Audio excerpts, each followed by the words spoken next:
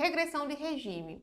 A gente já conversou sobre as formas de progressão de regime. Agora nós vamos conversar sobre as formas de regressão de regime. Contrário da progressão, que é a passagem ali do regime mais gravoso para o mais brando, exemplo, do regime fechado para o semiaberto e depois para o aberto, a regressão de regime vai fazer o caminho inverso. Então, ela vai passar do regime mais brando para o regime mais gravoso, a exemplo do regime aberto para o fechado. Isso porque, diferentemente da progressão de regime, que proíbe essa passagem por salto do fechado diretamente para o aberto, na regressão de regime poderá ser feito ali essa passagem de forma direta para o mais gravoso. Então, a pessoa que está em regime aberto poderá ir diretamente para o regime fechado na hora de ser feita a decretação da sua regressão de regime. E isso vai ocorrer nos casos ali disciplinados em lei. As formas de regressão de regime está prevista lá no artigo 118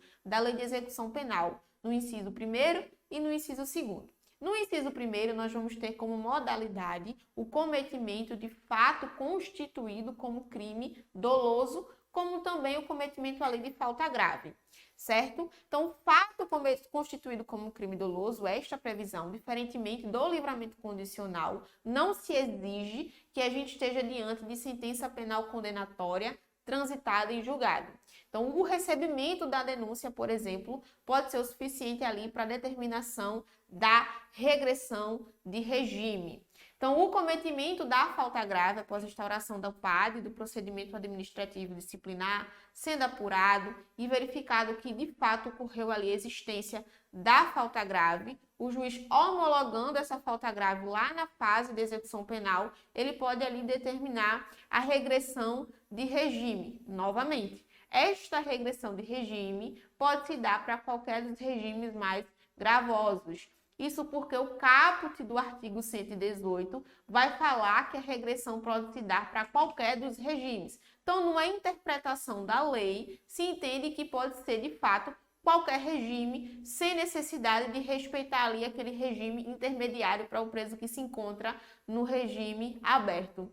Outra forma de se ocorrer a regressão de regime é nos casos de condenação, onde a soma das penas não permite que aquele preso continue ali em regime mais brando. Então, vamos ter um exemplo. A pessoa foi condenada ali a 6 anos de reclusão, precisou ali cumprir 1 ano da sua pena, progrediu para o regime aberto, está cumprindo a sua pena normalmente, cumprindo todas as exigências do regime aberto, mas recebe uma nova condenação, agora de 10 anos de reclusão.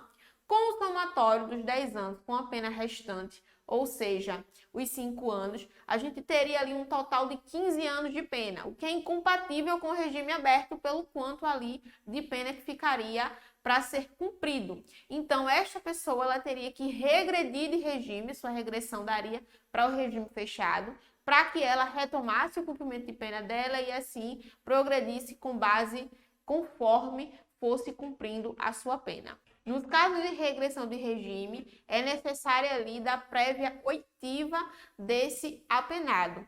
Lembrando que esta necessidade, esta obrigação, dar-se-á nos casos de regressão definitiva. Nos casos de regressão cautelar, muito embora muito criticado pelos doutrinadores, pelos autores ali mais defensivos, entende-se a jurisprudência dominante de que não existe a necessidade dessa prévia oitiva da pessoa apenada.